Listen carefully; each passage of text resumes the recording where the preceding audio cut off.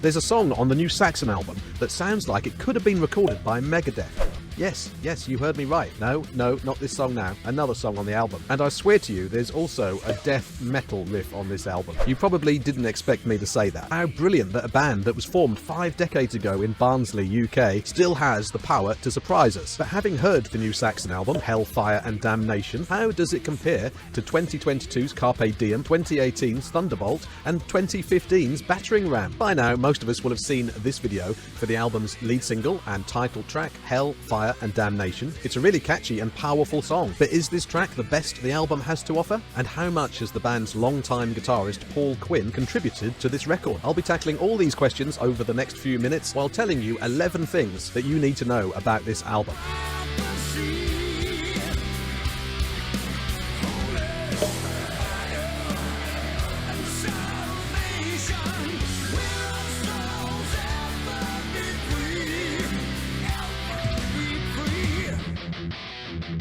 Before we dive into all of that goodness, let me take 30 seconds to sum up Saxon for metal newcomers, because we all exist on different timelines and young people are discovering old bands all the time. So there have essentially been 3 acts to Saxon's career to date. In the early 80s, Saxon were leaders of the new wave of British heavy metal movement, or nwobhm for short, which helped bring about the birth of thrash metal and influenced countless bands from Motley Crue to Metallica. During this period, Saxon had 8 UK top 40 albums. Besides the great songwriting, a huge part of the band's appeal lay in the charisma of singer Biff Byford, who has an unmistakable and classic metal voice. In 1988, Saxon pushed for more mainstream success with the relatively soft-boiled Destiny record. I actually don't blame any band for wanting to see how high they can push their record sales, but this album was arguably a mistake and one that got them dropped from EMI. Ditching their dreams of multi-platinum success, Saxon got their power back, and indeed the glory. Their response to the arrival of grunge and alternative rock was to keep calm and carry on making metal records like Unleash the Beast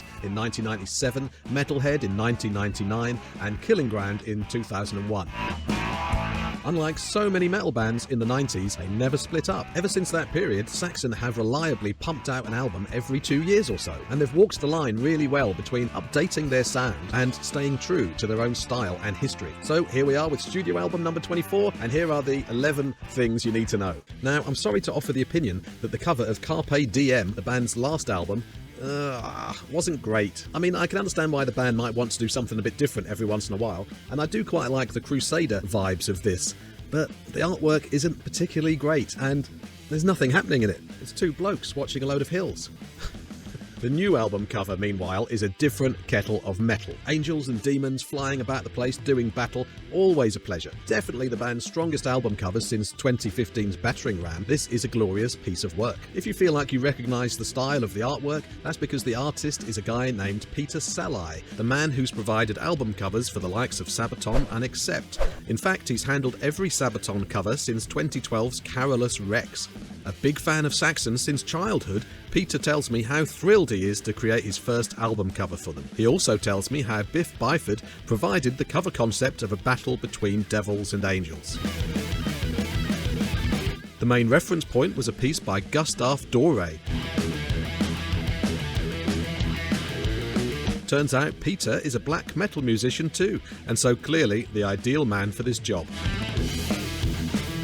The new album, Hell, Fire and Damnation, has once again been produced by Andy Sneap, the legendary knob twiddler who plays guitar for Judas Priest in his spare time. Andy has worked with Saxon for 10 years now, ever since he encouraged them to strip their sound back to basics on 2013's Sacrifice record. On Hell, Fire and Damnation, Andy has once again done Biff & Co. proud. As you'd expect from Andy, the guitars are particularly awesome. The best way I can find to describe how Andy Sneap captures guitars is that they are in 3D. When I picture the riffs in my head, they're like giant slabs of granite suspended in space above the Battle of Hastings or something. And speaking of that historic skirmish, Saxon have recorded a whole song about it on the new album. You won't be surprised to hear that that song is entitled 1066. How in the name of denim and leather has it taken Saxon 48 years to write a song called 1066? I would have laid down money that they already had at some point. It's a strong song though that starts as it means to go on with a really heavy power chug, and it has to be said that this album does not skimp on the heaviness. 1066 goes on to become a strident and memorable anthem with some nice changes of pace along the way. Let's take a look at the back cover of the new record,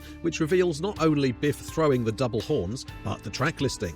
And there are some really fun titles here, so let's take a look. The Prophecy is an intro that features the legendary actor Brian Blessed and leads into the title track. Next up we get Madame Guillotine, Fire and Steel, There's Something in Roswell, Kubla Khan and the Merchant of Venice, what a title that is, Pirates of the Airwaves, the aforementioned 1066, Witches of Salem, and lastly Supercharger. So which of these songs sounds like Megadeth, which one has the death metal riff, and how do I feel about all of them as a whole? First, let's talk about Paul Quinn, a man who's been with Saxon since the beginning. In March of 2023, the band announced Paul's retirement from touring, but they did note that he would continue to work in the studio. It's unclear, however, exactly how much Paul has remained involved with the writing, and as we've seen, it's his touring replacement, Diamond Head's Brian Tatler, who appears in the current promo video. What I can tell you is that Paul Quinn plays additional guitars on Fire and Steel and Supercharger, but as for how many songs he's contributed to writing-wise, that information isn't currently available. So did Brian Tatler play on the album? These are questions that Saxon are bound to be faced with during the interview rounds they'll make for this album. Actually, let's briefly cover that promo video I mentioned. How nice to see a real promo video as opposed to a lyric video, which is a style that's become really prevalent in metal over the last few years especially. Now obviously a lyric video has to be better than nothing, but at the same time there's nothing better than seeing the band rock out in person, and that's what we get to see in the clip for Hellfire and Damnation.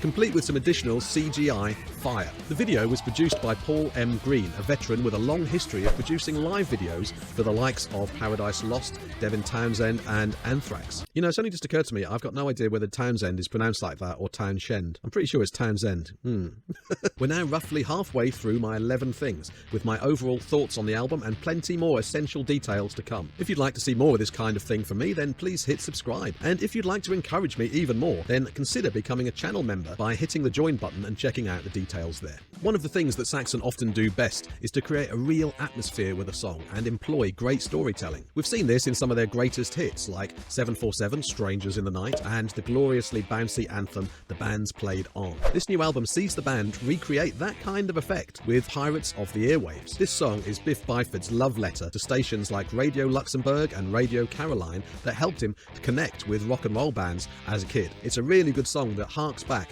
to that more 80s rock side of Saxon. So, which song has that death metal riff that I mentioned at the start? Appropriately enough, that'll be the rather death metal sounding Witches of Salem. Yeah, on the bridge, there's a really heavy rolling riff that fits the general death metal template. See what you think when you hear it and come back here to tell me if you agree. But for my money, if you took Biff's voice out of that part, perish the thought, and replaced him with Glenn Benton, then that will be a death metal part right there. Staying on the subject of riffs, There's Something in Roswell packs an absolute corker on the verses. It's a great song, a mid-paced chugger, and that's the kind of thing we haven't heard all that much from Saxon, so it feels like a real treat. As with so much of this album, the riff's power lies in its simplicity, but I'm sorry to say that it's more enjoyable and powerful than anything on Metallica's 72 Seasons album. Honestly, what kind of title was that for a metal album? It sounded like Vivaldi had got carried away. Anyway, There's Something in Roswell is my second favourite song on this album. My favourite song, however, is Madame Guillotine, the song I mentioned at the start that could have been written by Megadeth. Now, when I say this, I don't mean that the song rips off Megadeth in the slightest. It absolutely does not.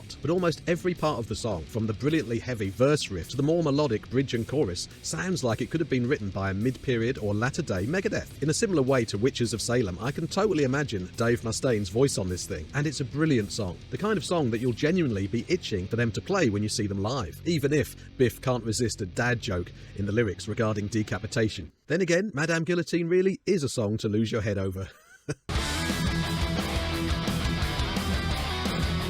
Okay, cards on the table time. I am so happy with this album because I actually think it's their strongest since Battering Ram in 2015, and that's great going because that album was a killer. I find myself playing this album every day at the moment, and that's such a good sign. I don't think I did that with Carpe Diem necessarily, and I kind of feel like this is the kind of album where your favourites may change over time. Having said that, I can't see my love for Madame Guillotine and There's Something in Roswell dimming anytime soon. Special mention has to go to Fire and Steel, another song with fire in the title, and it's a speedy thumper that will appeal to anyone who loves that kind of up-tempo Motorhead style, all open chords and fury. But hand on heart, there isn't one single bad song on this record. Carpe Diem may have had some great moments, like The Age of Steel, The Pilgrimage and Black is the Night, but this album just has more. The first 6 tracks in particular just are one banger after another. It's extraordinary. This album also doesn't have any real moment where the band take their foot off the gas pedal for a quieter song, and that is always something that I'm here for. Yeah, Hellfire and Damnation is a great way to start 2024. You'll find order links downstairs in the video description, and I'd love to see you down in comments telling me